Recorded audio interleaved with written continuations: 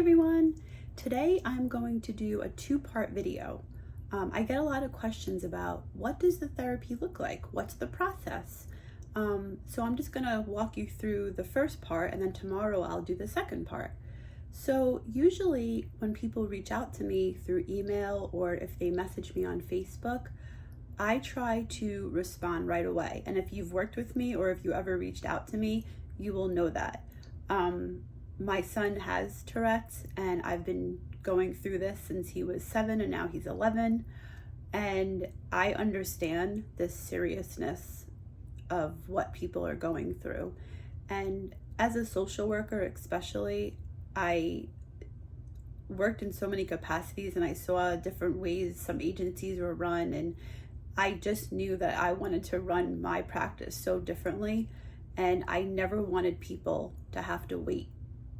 Even if it was just me reaching out to say, hey, I got your email and I would love to connect this week. I just wanted to let them know that the first part was already in motion and that they were heard and someone's here. Because that's really the biggest thing. You call so many places and sometimes people don't even call you back. So my biggest thing is, if you reach out to me, I will try my hardest to get back to you that day. If I'm not in a session, I usually will email back right away or text people right away. And then what we do is we set up a phone call. So it's just an initial phone call for you to ask me any questions you want, and for me to just gather a little bit of information of what's going on and to assess your child for the appropriateness for therapy. And a big question I ask is, does your child feel their urge before they have a tic? This is called a premonitory urge. And if people have tics, most of the time they get what I call a tic signal. I tell my kids that I work with. And let's say if they have a throat clearing tic, they can feel a little tickle in their throat or a pressure, and that's their signal that the tic is going to happen. For the average person, the way you would understand is before we sneeze, sometimes we get a tickle in our nose and then we know right away we're going to sneeze. So that alone helps me to understand that they know and they're aware of their tics, which makes the therapy so much more successful. There are some situations where I will take a client on that may not feel the sensation or they don't know.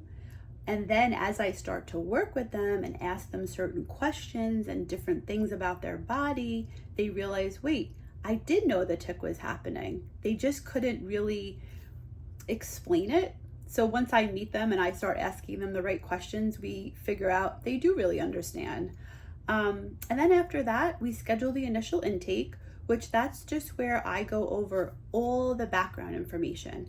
I really get to know your child. And I just pride myself on building such a great rapport with each kid that I work with. So I will ask tons of questions about their pets, about their friends, about their interests, about what brings them joy in life, all those different things. Because when we're working together, I want them to feel comfortable, and I want to bring up like about their dog or about their friend. I really have to build that rapport and have them trust me, because I'm asking them really sensitive questions, and I'm asking them to reveal something that might be really private to them, like their tics, because a lot of people sometimes hide and they don't want to show their tics. And I'm saying, hey, I'm someone you never met. Can you show me your tics so we can work on them? So before I even do that, I really try to build that rapport and make them feel comfortable. So after that, after we do the whole intake process, then we schedule the first appointment. And the first appointment is where we start the therapy. And that's where we get down to work and we start seeing the magic happen, and it's so exciting. So tomorrow, stay tuned for part 2. Have a great day.